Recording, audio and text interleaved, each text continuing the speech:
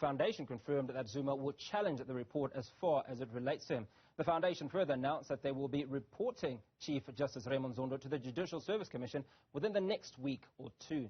Now, for analysis and reaction to this, I'm joined by political analyst Dr Ntsikelelo Breakfast.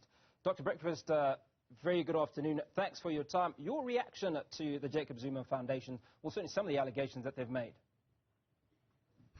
Hugo, I think the damage is done, and what is done cannot be undone. I think with hindsight, Sholozi should never have appointed the commission in the first place in opposition to the scope or the terms of reference, because everything was revolving around him. So the fact that he went there to present his side of the story and then walked away, I think by then it was too late to advance the argument that there is a history of a bad blood between himself and Judge Zondo. That argument doesn't make sense, because on the other hand, he appointed him to be the person who's going to facilitate the commission, but over and above that, he appointed him to be the Deputy Chief Justice. So I think it's just crying foul now, but the point must be made that the scope of the commission was too narrow. The other thing that I want to talk about is the fact that I've gone through the report, the latest one, at a glance. It's a very voluminous document, and I've identified some gaps surrounding, the definition of a state capture. In fact, it's a contradiction, because the document says that there's no universal definition of a state capture, but at the same time, it does employ the concept.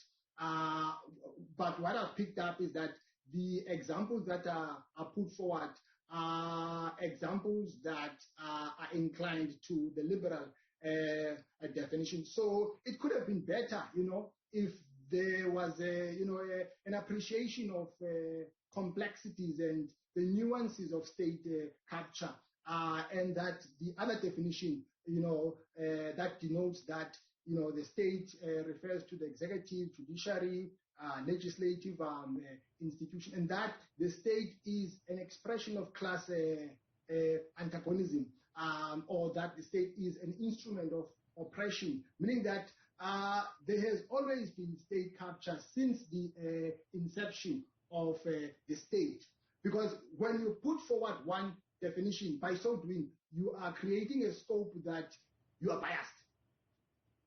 Now, Dr. Breakfast, the one thing that Mzwanele Manyi has done is he's thrown all sorts of barbs, not just at the actual report itself, but at the Chief Justice. And he says, he's accused him of bullying and abuse of power. And he's also said that the report is illegal and is full of gossip.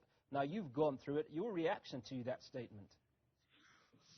Hugo, my view is that the Chief Justice should have been circumspect, in the sense that he should have limited himself, or he should have confined himself to institutionalization of a corruption and the control measures that are needed to improve good governance, and not enter into the political space. For instance, I think at some point he made a statement along the lines that, President Ramaphosa is the best thing that could have ever happened to the country, and that, had it not been for him, I don't know, the country would have gone to the dogs. And the fact that he also spoke about the introduction of the new electoral reform in the form of a first past at the post. So I think by talking about those things, I think he went beyond his scope and played into the hands of his, I would say, political opponents. No wonder, there are comments like the ones that have been made by Mzwanele Manyi. Dr. Ntsikelelo Breakfast, thank you for your time and unpacking those issues for us.